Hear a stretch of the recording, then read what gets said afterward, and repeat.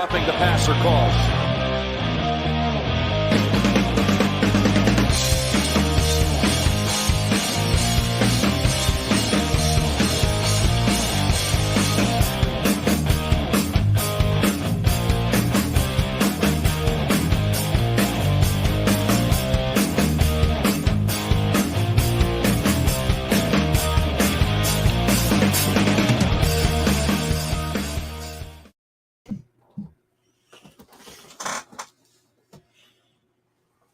What's up, everybody?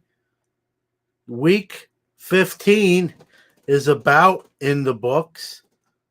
Fantasy playoffs. This guy is in his championship game in a pretty decent money league that I've been part of for 20 years.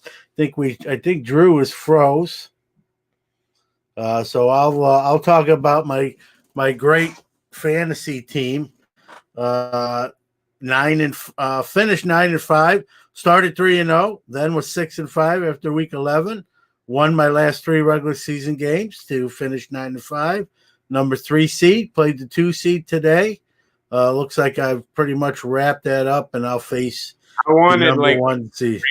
Entrance here, so ta-da! I was born and went my fantasy league news. Ta-da! That happens when your internet goes down as your live video starts up. Bada bang, live shows. Gotta fucking love them, dude. Usually that's me. That's usually me having trouble. No, I know. You're rubbing off on me, and I don't like it. At least it isn't me. I'll just say that. It's true. What's up, everybody? But welcome to Roughing the Passer Live, Week 15. Jesus Christ, man. Football it is crazy. Way too fast. But we are the only live call-in show about football on Facebook, YouTube, and Twitch. So please call in and join the show. The link, you can see it at the bottom, and I've also got it in a comment here that I'll put in here in just a moment. Call in, let us know anything you guys want to talk about, whatever it is. If there's any game in particular that you want to talk about, if there's a play, a player, anything, whether it's what we're talking about or what you want to talk about, call in and tell us, yo, shut up, I want to change the subject. I mean, I feel free to. Plenty of people tell me to shut up and change the subject all the time, so I'm used to it. But John, it's good to see you, buddy. And I guess we'll dive right into the scores. Yeah, let's crazy week. We haven't, when you look at all 15 weeks, we haven't really had a week that was uneventful, which is why the NFL is one of the best sports around. But go ahead. You think about it, dude. 15 weeks in, COVID going and all that bullshit.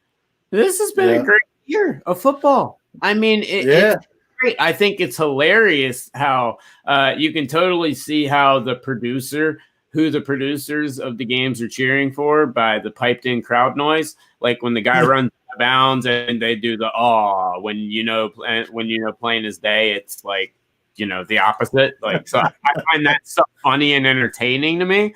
But I mean, you've had a wonderful year. I think the NFL's done great. A couple of teams have done shitty, but I'm not going to focus on that. But it's crazy. We're already at week 15. But we'll run down the scores here this week. Thursday, you had a barn burner of a game, a statement game for Herbert, big, and a statement game for who the Raiders are. I think Chargers winning that game 30-27. You had the Bills doing what they were supposed to do to the Broncos, 48-19. The Panthers absolutely just giving the Packers a game that the Panthers should have won, 24-16. Colts beat the Texans, who have just completely fallen apart. And if you want to see a team that's going to be rebuilt here, it is the Texans, 27-20. The Titans beat the Lions, 46-25. The Bears beating the Vikings, 33-27. The Seattle Sea Chickens over the Washington Football Club, 20-15. Then you had the Dolphins. I love seeing it, but the Dolphins and Tua and them behind a massive rushing attack. taking a Patriots team and Tua handling Belichick very well. He's very good against rookie quarterbacks. Ding dong, the witch is dead. Yeah, officially. They're dead. They're out. They're as we'll get to a bit, because today is basically a pre-playoff show almost. So a 22-12 right there, knocking the Pats out, and then you had the Ravens beating the Jaguars 40-14. Shocker. And then you had the barn burner of a game. One thing that doesn't change in Atlanta is you will blow a fucking lead, and it just so happened to Tom Brady again, 31-27, and you covered the spread. Thanks, guys. And then you also had the Cowboys surprising a 49ers team that until today it never seemed to go away, 41-33. Cardinals beating the Eagles in an incredible game where Jalen Hurts played phenomenal.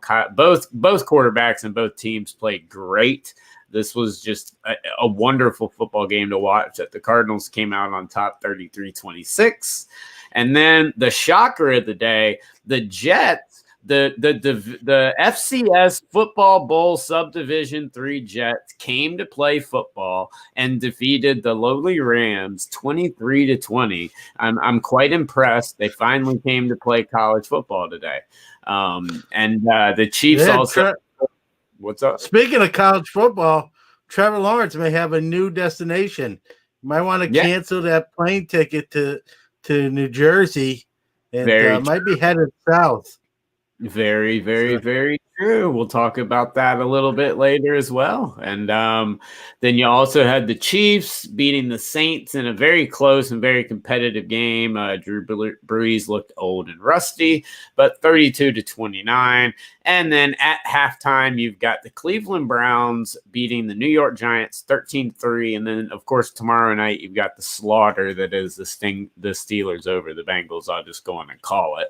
But, John, when you look at all those games, like we said, there's not a week that's gone by where it doesn't seem like there's an eventful week in football and just some absolutely incredible games. But what game stuck out to you the most today? What player stuck out to you the most? Well, Derrick Henry. I mean, for me, he single-handedly carried me to my fantasy league championship game next week. But he's doing it every week. You have to now put Derrick Henry. We talk about quarterbacks. You got to put Derrick Henry into the MVP. Remind you of any certain year, like last year? The dude tunes up as the year starts to get to that playoff push, which is the theme of today's episode, the playoffs. Derrick Henry starts to play. And they're looking like the real deal now in the AFC too. So the Bills look real. I hate to say it, my Steelers have gone to that next rung, but not in that first rung, and guys have moved up to that first rung, and that's the crazy thing about the NFL, Drew, is from one week to the next, you can have a shift in power. Yeah. And if a team gets hot this time of year, they can make a run to a Super Bowl appearance. And I think in the AFC, what looked like kind of a Chiefs and maybe who was going to stop one other team, it's kind of opened back up. And the NFC, forget that. I don't even know who's coming out of that side of things. I wouldn't even be shocked anymore if, we kind of wrote off that NFC East, that whoever wins that division will be the first man out. I'm not even so sure anymore. So when you see the Jets, I had the Rams going to the Super Bowl last week. Right. Again. And then what did they do today? They lost to a winless Jets team. I believe that was at home. Yes, I don't even think that's insane. That's insane. And, that's kind of the theme of today's show, and what I'd love for you guys to call in, let us know who you think on this question as we discuss it. But it is the playoff push. So who's in and who's out?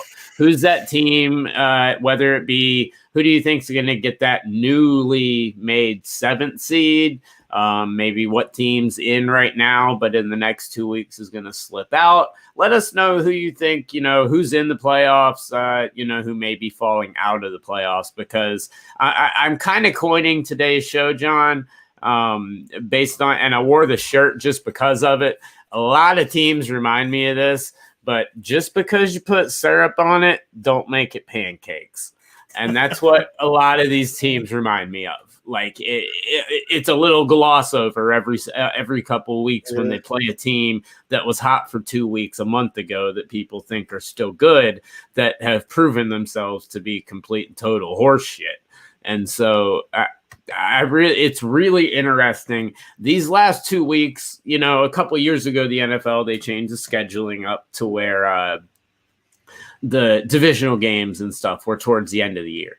The games that meant more were week 16 and 17 to prevent teams sitting and stuff like that. And with the graphics we're about to show you and what we're going to talk about, you see it creates some exciting matchup, some exciting competition. And normally, I mean, 10 years ago by week 15, the playoffs were pretty much set. There might be one or two seeds, but for the most part, they're set. But lately, it's not like that. And this year, I mean, you've got so many teams that are in the hunt, so many teams that can still make the playoffs. I mean, there's 4 spots open in each division as we pull it up right now and look. In the AFC, you've got the Chiefs, Steelers, and Bills. They've clinched their divisions, so they're locked up. And then you've got the Packers, Saints, and Seahawks. They've clinched the playoffs. Outside of that, it's wide open. 4 spots remaining with tons of teams in the mix, which we'll be getting to in just a moment. But, I mean, you look at these. All right, let's start off right up here, and I'll take a look. I see we do have some comments, and guys, please call in. But let's start right at the top. I mean, these are the teams that have clinched the playoff spot. Which, hold on. John Orton seems to have a question. He's talking about college football. I know, and we're talking pro. So just answer him real quick so we can get. I thought they announced it today, and they did get in. I personally, that's ridiculous, and they shouldn't have been. But I wouldn't put them in, but anyway. I think they get in because money talks. Now back to real football. Yeah. Since I don't consider this college football season a real college football season, I don't like to talk about it. All right, so we've got these 6 teams right here.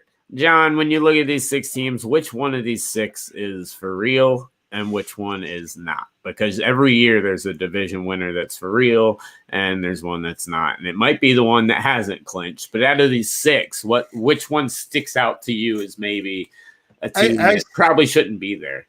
I still think the Chiefs are the favorite. I've really upped the Bills' chances. What I've seen the last couple weeks, and Josh Allen is getting to elite status at quarterback. Yes. And on the other side, it's crazy, but the Packers are probably, I never thought I'd say this, probably definitely ahead of those other teams. Now, I'm not completely sold on the Packers in the same way I'm sold on the 1 seed on the other side of the aisle with the Chiefs.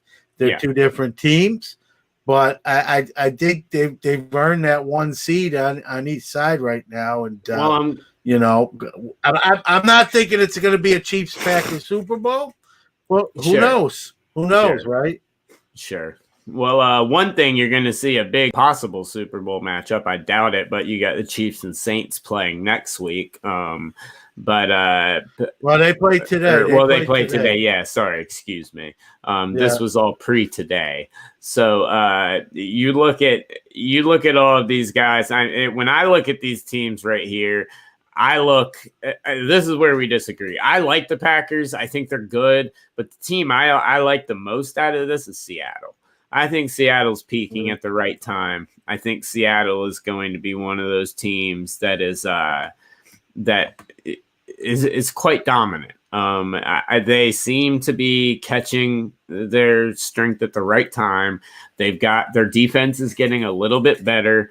They're getting some running backs healthy again, and they're finding a running game finally. Russell Wilson, Something tells me that DK and Russell are going to have a run through here that's going to be quite incredible. Lockett's kind of become silent. They've got to figure out a way to get him back involved into the game.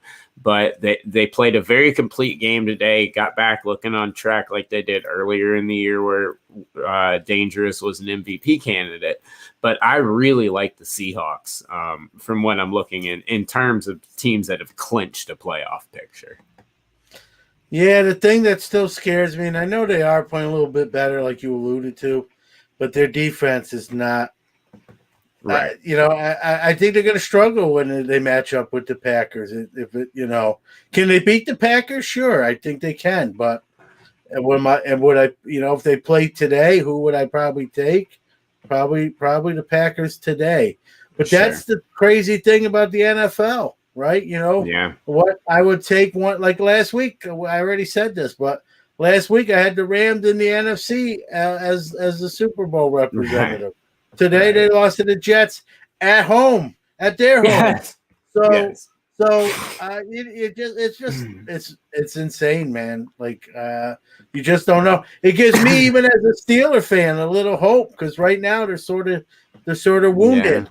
But yet, like if something changes or someone else gets hurt on one of these other teams, it evens the odds up. So you don't know. You can kind of give your best educated guess and see what happens. Yeah, no, I mean, you're right. And I've actually got, the updated standings here now. So I want to pull up the full, and guys, please call in, let us know. I'm going to put the link right here in the chat. Call in and let us know who your favorite is, who you think, has got the upper hand, so to speak. In this playoff, a more interesting conversation might be who gets in that's not in. You know what I mean? Yes, there you go. Who's left outside the building when the door locks? Right. So that's a perfect segue to this right here. All right. So in the AFC, let's take a look at it, and both of us will give our predictions, and we'll see what's going on. These are the current updated standings as of right now in the AFC. You've got Kansas City at the 1 with their bye. You've got Pittsburgh, obviously, at the 2. You've got Buffalo, Tennessee, Indy, Cleveland, and Miami. So out of those teams right there, who do you see staying and who do you see going? Well, man, I don't know if any of those teams get bumped off. I think they're all let's go below the 7 line with Miami. Yeah, I know. Well, they don't have. I mean, we've got Baltimore and the Raiders. Baltimore's 9-5. The Raiders are 7-7. Well, I will say this, Drew. Baltimore and Cleveland played the last week of the regular season. I think that might be so I'll put Cleveland and Baltimore where you see Cleveland in that 6th spot. I'm going to say that's either going to be Baltimore or Cleveland.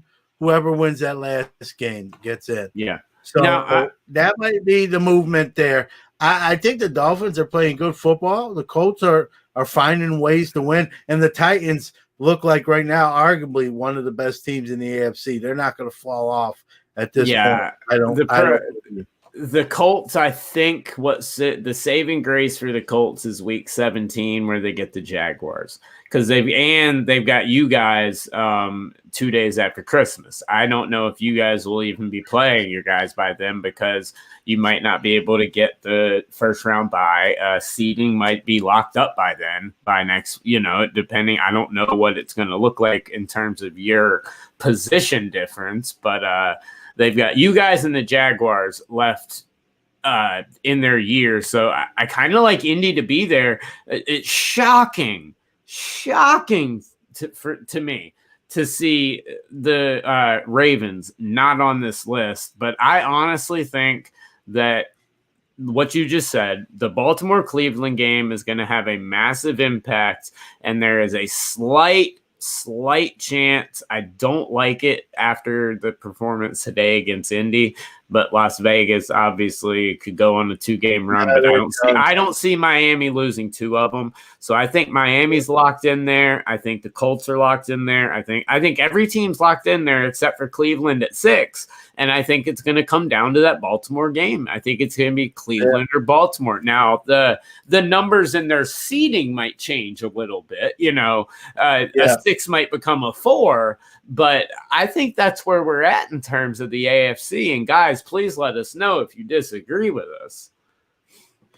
Daniel, I think Daniel chimes in, a huge game for Miami. That well, I mean, kind of, I guess it would depend on if they own the tiebreaker over the Titans and Colts, since they would have the same record if they lost and the Dolphins won. But that week 17 game is a huge game for Miami, but I think Miami's in there no matter what. Who else does Miami play, Daniel? I know you know who else. What's up, Ziggy? Thanks for joining the show. And the Dolphins are definitely a surprise. I didn't think that they were in any potential position to make the playoffs this year, especially with the rookie quarterback. But they've been very smart with how they use Tua. They knew today that Bill Belichick was the type of guy who knows how to make a rookie quarterback's life a living hell. So what did they do? They devised a game plan that was all running, that left Tua to where he was just a game manager. He didn't have to be the superstar that he is and that he's going to be. He could just be comfortable, be back there, and it worked. And so I like what they're doing. And they've got the Raiders. Okay, Raiders and Bills. All right. I like the Dolphins in there. I think Cleveland's the only one that won't be in there. And guys, please call in and talk. Come on, guys. You don't have to. It's going to be Cleveland or Baltimore. That last game's almost a play-in game. It's like, so. Yeah. I agree. I agree with Matt. I don't see a lot right there. Buffalo may be resting their players depending on where they are, because I don't see the Chiefs losing both of their games. I don't see them being able to jump the Steelers. I think Buffalo is pretty much tied into the I don't know. Right now, the Steelers, that's true. Let's assume they get even by tomorrow. They got the Browns and who else? I should know this. Well, no, the Browns and they played the Ravens twice already. So I'm trying to think the division that they play: Redskins, Giants, Eagles. They played up. I don't know. I should know, and I'm drawing Cowboys. No, I should know this. Are you asking the Steelers? Yeah, I'm trying to see. I want to see who the Steelers. All right, the Steelers play the Bengals. Pull up the NFC though, and then the Steelers play the Colts and the Browns. That's tomorrow. All right. Okay. Well, they might not beat the Colts. And the Browns they might not beat either right now the way they're playing. So I don't think they're locked in at it too yet, as much as that hurts to say.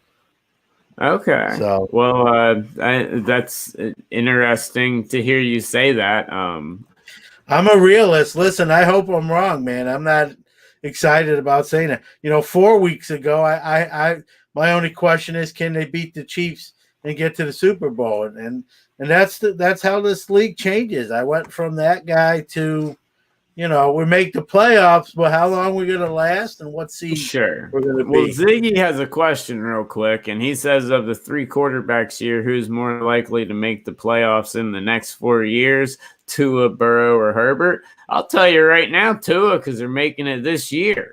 Tua's making the Dolphins are making the playoffs, and then the one after that is going to be both of them. Burrow and Herbert will make all 3 of those quarterbacks will make the playoffs in the next 4 years. But the funny thing is, I don't think they are even the best quarterback in this class.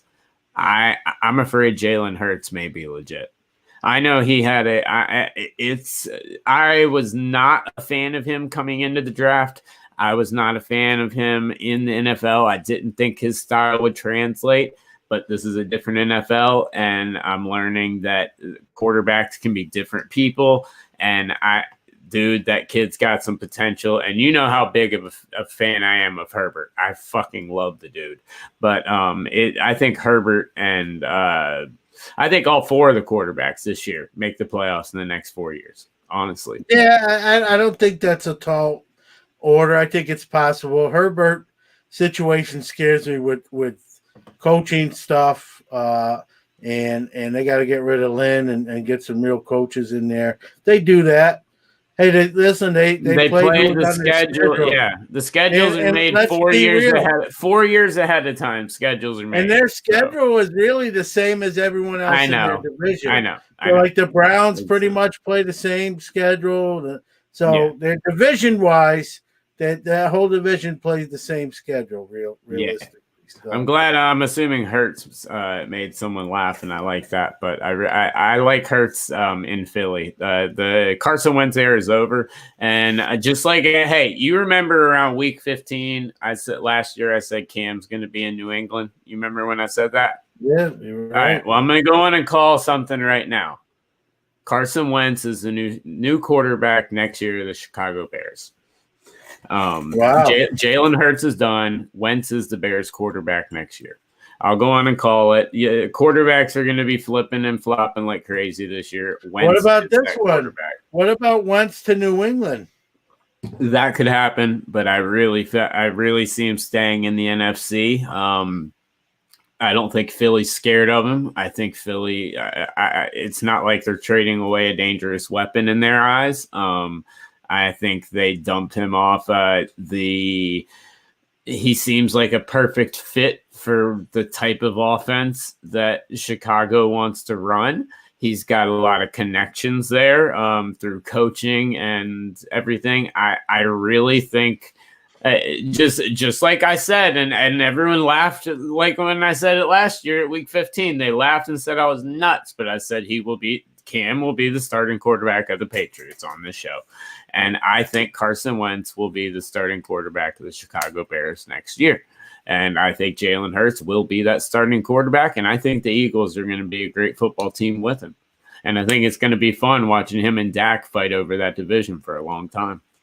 Well, it looks like he might have saved Doug Peterson's job at this point. He did. I mean, dude, honestly. Here's the crazy thing, Drew. You know, people may not realize this. The call to put in Jalen Hurts was not made by Peterson. It was made by Jeff Lurie. So, you know what? For the first time ever, I'm taking both names off of this list. Anthony Lynn too, because I think his job is safe.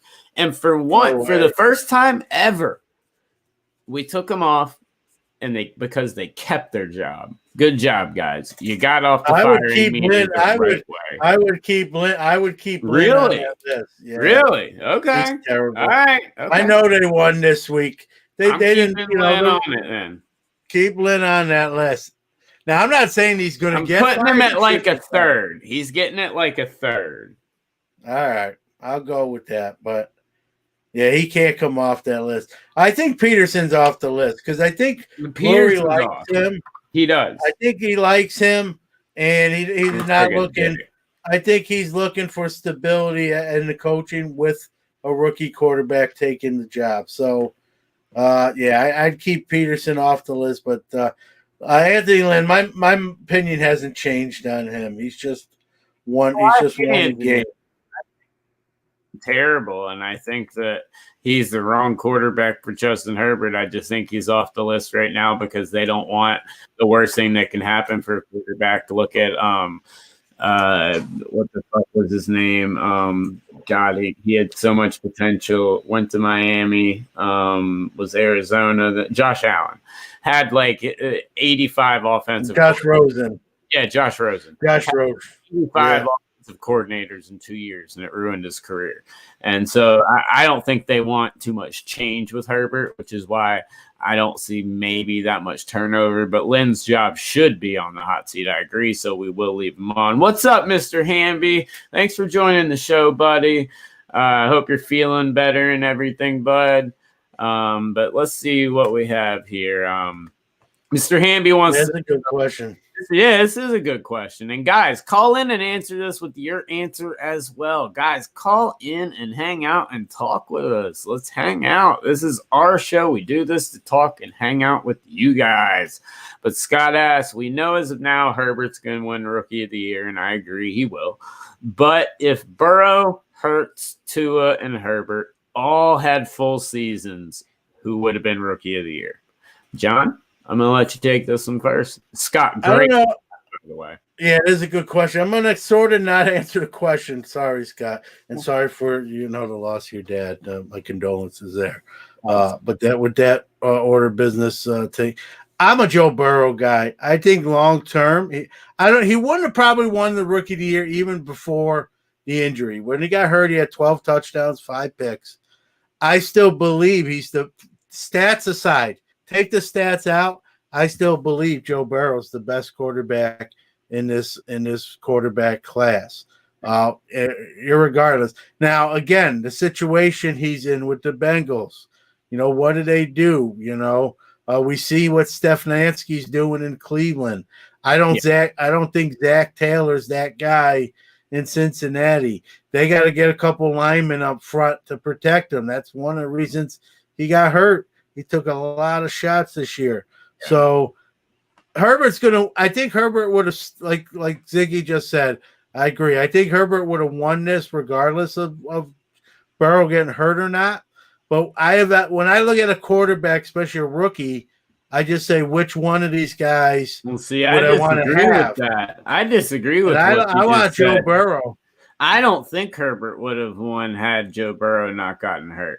I see the numbers that Herbert's putting up. I see everything that he's doing. But if Joe Burrow had not gotten hurt and kept putting up the numbers, let's say all these guys continue to produce the way they're producing now.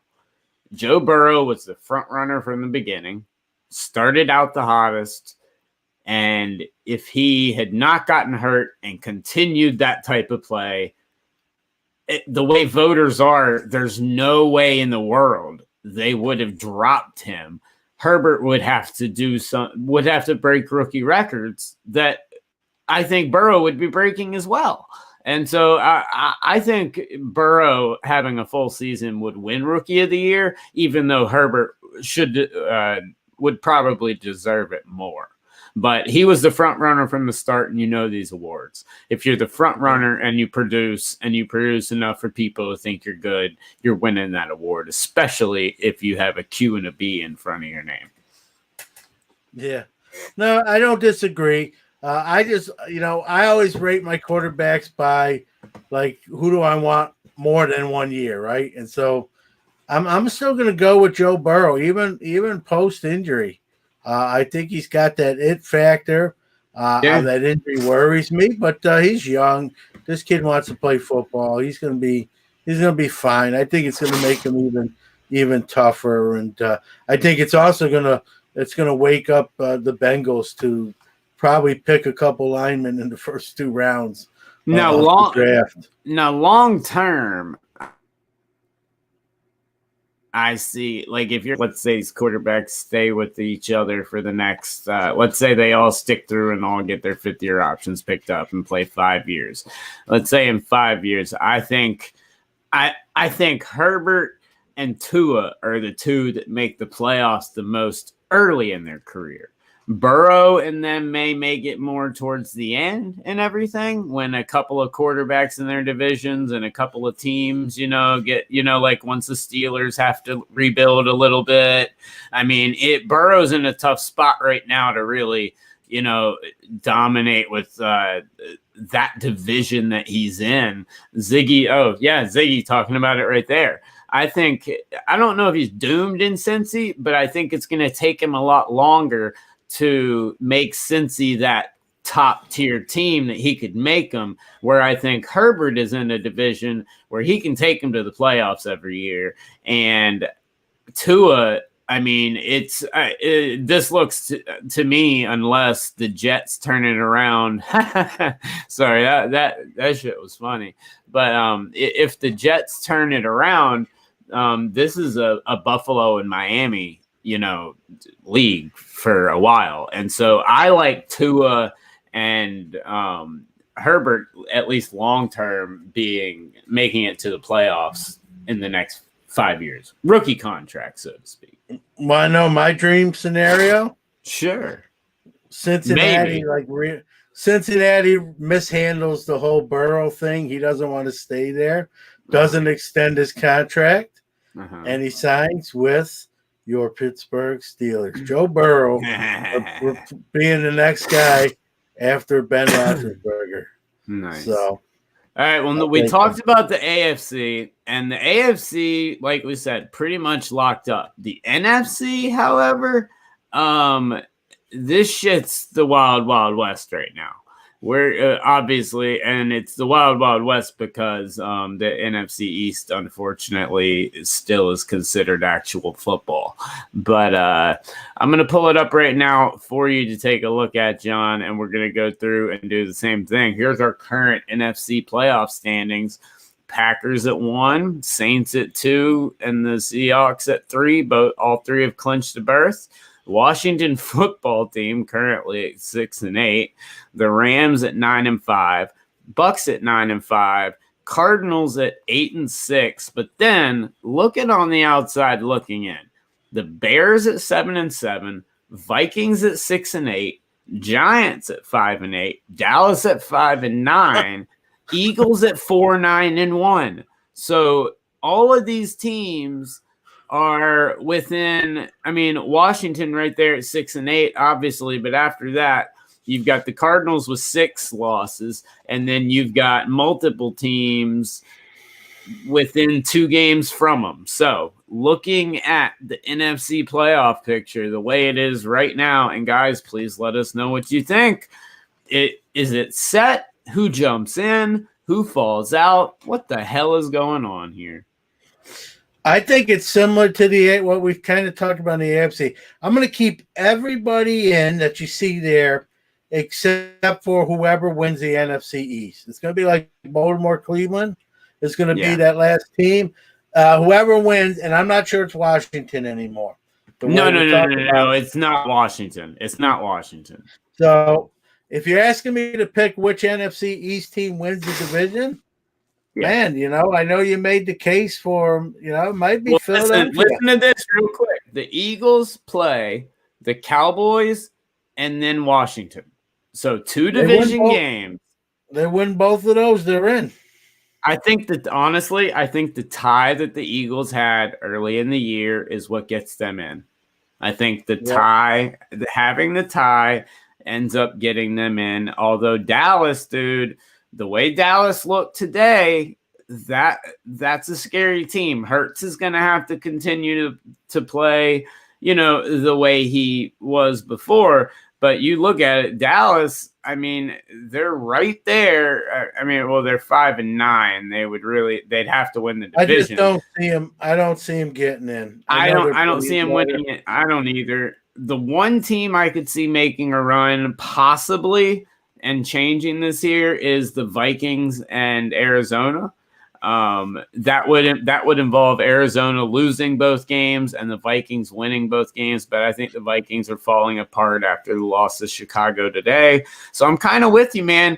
As much as it shocks, the Rams just started out too good. They're terrible and they don't deserve that position. They do not deserve to be in the playoffs in my eyes, but they had a good start to the year. But I think the only change here is the NFC East, and it's going to come down to both weeks because of how they've got the schedule. The division is playing each other. So they're going to fight it out, and it's going to be who's going to left standing on top of the mountain. Yeah, if Philly beats Dallas and Washington, they're in. Yeah. If Philly splits those series, I think Washington gets in.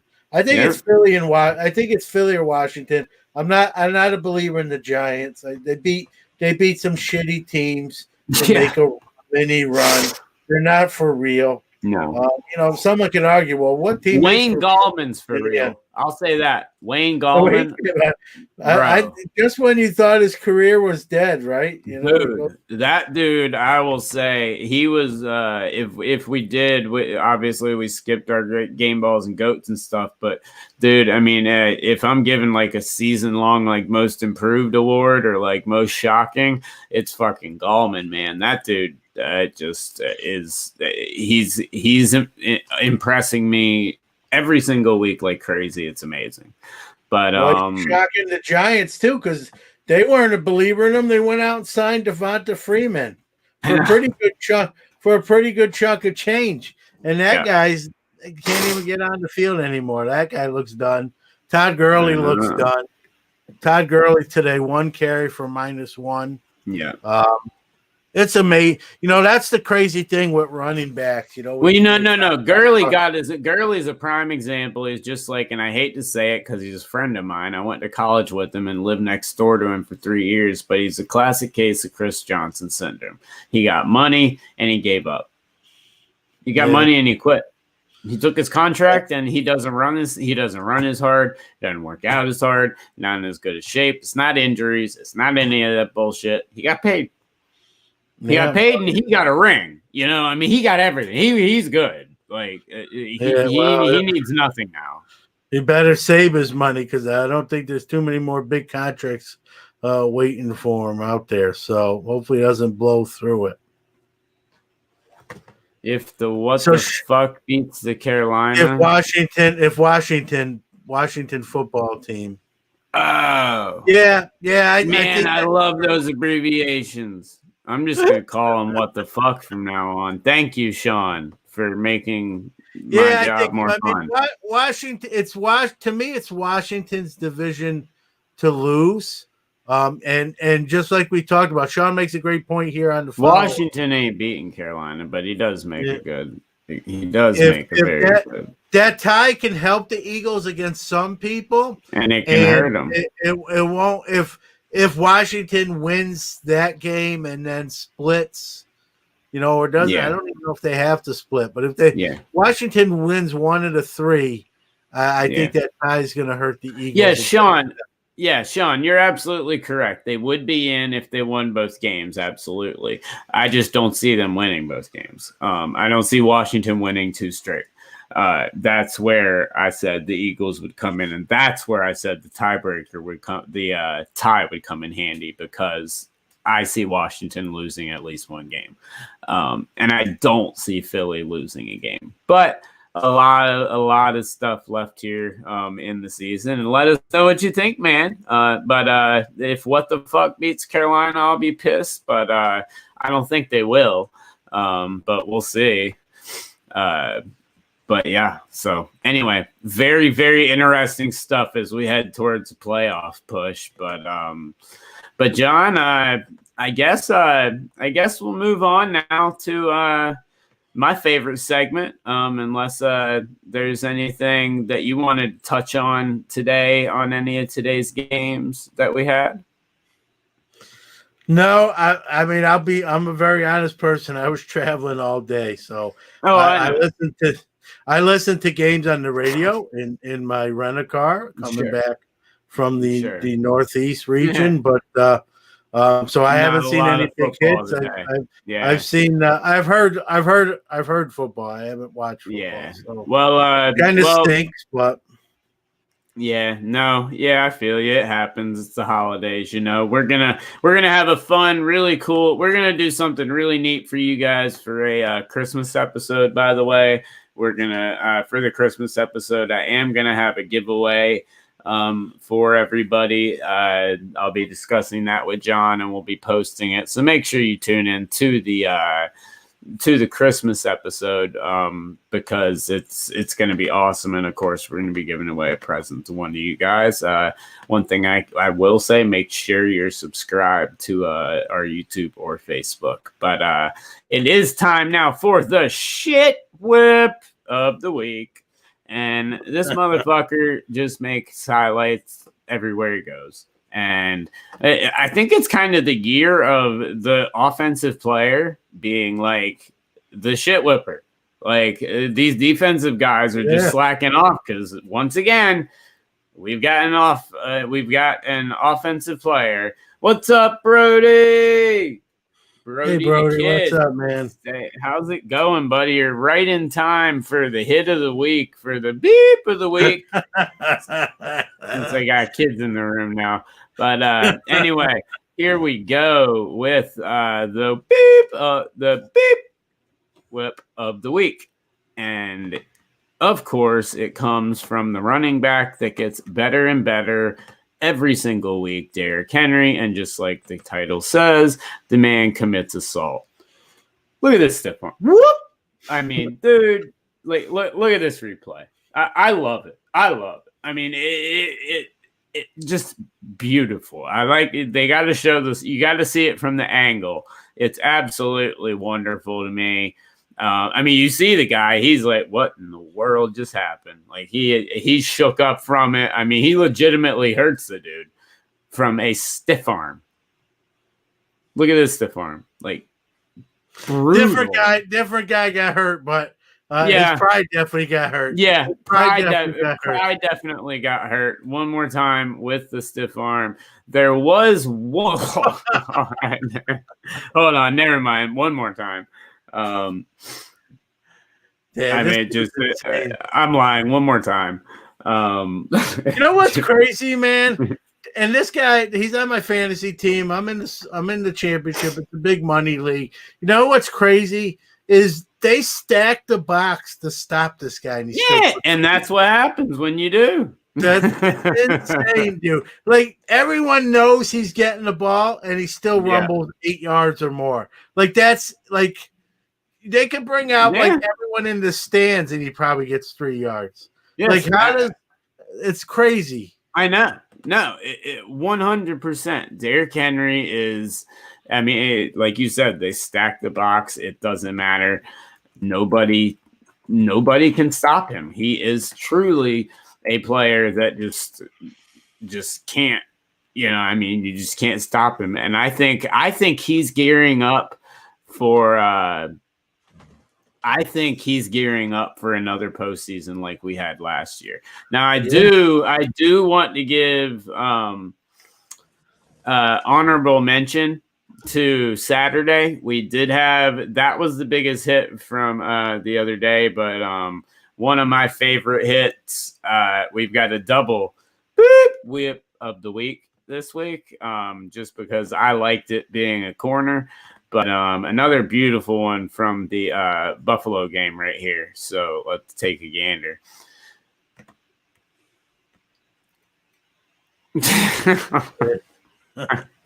I just love when they pick them up and carry them. That was probably one of the only highlights for Denver. On Saturday. So. Yes, it was, but at least they hit somebody hard once. I mean, good for Denver. You did something right. I watched that game. That was one of the worst tackling performances by a whole team that I've ever seen. There was a play, if you saw it, Jerry Hughes picked up a fumble. Yeah. And Jerry Hughes is 3 bills, okay? Jerry Hughes is a big boy. Yeah. And he ran it back like 30 yards, almost untouched. And I'll say it. I saw guys quit. I saw guys not try to tackle him. Get out of the way, run the opposite way. Vic Fangio's a defensive guy. Yeah. When he watches that and sees that, I don't want to be in that locker room because you want to see. Well, here's a perfect example, and it happened on Thursday. And this is a bunch of horseshit. This is how people are hitting nowadays. And look at the end result of this play as 2 people are down from this one hit, and I wanted to bring it up during the show today. I just didn't want to use it as the beep whip of the week because I don't like to show injuries. But multiple people were injured on this play, and it's because people don't know how to tackle these days. Coming in head first, diving in head first. Like watch this dude come in, just a bullet, and then watch these 2 people on the ground when this play is over. There are 2 people from this play. They have to roll him over. He's knocked unconscious almost. The dude that hits him can barely move, all because these guys would rather come in and dive headfirst with their helmet than try and wrap and tackle somebody up. Like, you can see players calling immediately, like, dude, he just knocked himself and the other guy out. Like, this is the type of junk you see, and it's pathetic. Well, you know, the NFL, I'm not going to let them off the hook. They've sort of no, they allow it. They've legislated the big hits out, and now guys are tentative. Like, what do I do? And so they come in. Can't lead with your head, but you can lead with your shoulder. So they come in like diving with their shoulder. In that game, I saw a guy kind of tackle Josh Allen by the ankles, wrap up. He got flagged for, I don't even know what's it called. They have some call when they go low, and so. You know, I understand safety is paramount, and they're worried about CTE, and I get all that. I do, I understand it, but you know, we're seeing a lot more like lower body injuries now because you know, so they've you know, and I guess the NFL would tell us if they were on the screen with us, you know, or me, they say, yeah, John, you're right, but now we don't have as many concussions, we just have lower body injury. So, and, you know, I guess that would be their, you know, answer to that. But we still have an injuries, and the lower body ones can be long-term too, and crippling. So, you know, is it CTE? I'm not trying to compare it to CTE, but, you know, even reading now that, you know, CTE may not even be just hits per se. It might be a repetitive, just jarring, just continuous playing of a sport. So who knows? I don't want to make this a medical show. Yeah. Especially at the end as we're wrapping up. So, but Brody, I'm a big I love David Montgomery. It's about time. It's better late than never. He's starting to play really well. I liked him coming out of college. He looked kind of like a bust for a little bit. Now he's funny story. I pulled his Prism draft picks 1-of-1 auto and his Prism 1-of-1 auto. Yeah, I got a lot of stuff because I bought it. I really believed in him. Now I almost was getting ready to like put him in my, you know, didn't pan out box, but gonna have to wait. Yeah. He's looking like he's trying to resurrect his career, doing a good job. And unfortunately, Trubisky's playing okay. I don't think they're going to be settling on Mitch anymore, though. I think they're going to be you got Wentz winding up there. So what about Deshaun Watson? Yeah, what about him?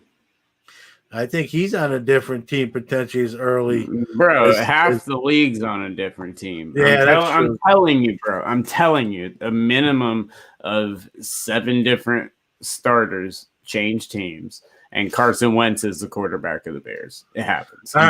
You got it. You got it right last year with Newton to the Patriots.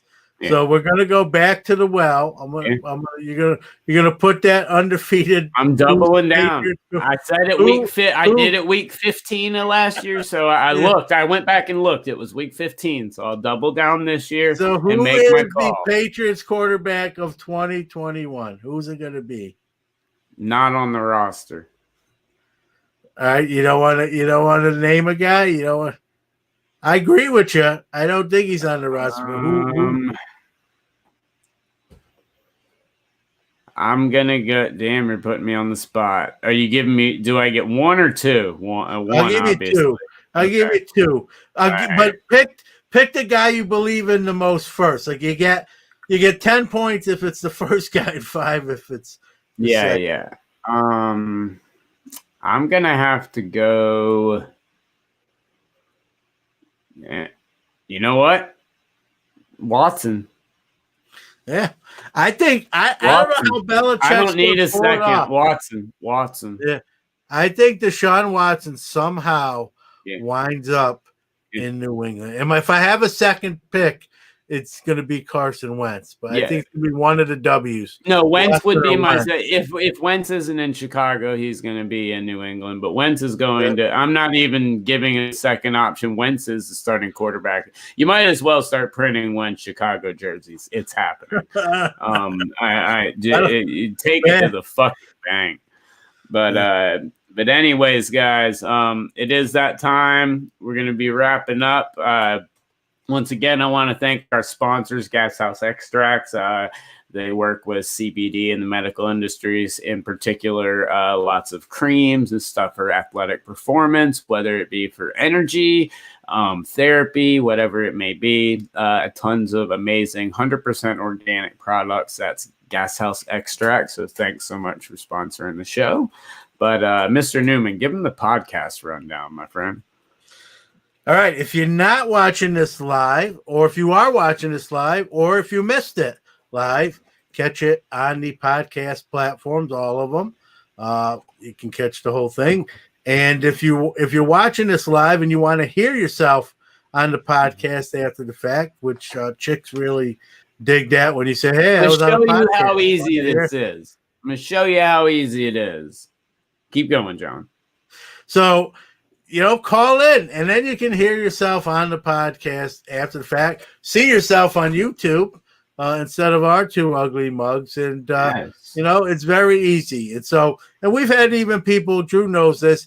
People call in and just want to talk, but maybe not want to be seen, and so you don't have to turn on your camera. Some people wish I didn't turn on my camera. It's too late. You can't put the genie back into the bottle, but however you want to enjoy it, you can audio, visual, both. We cover all the bases. So literally 5 clicks and somebody's in. Very easy. Jesus, feel like I'm at Yankee Stadium. I know.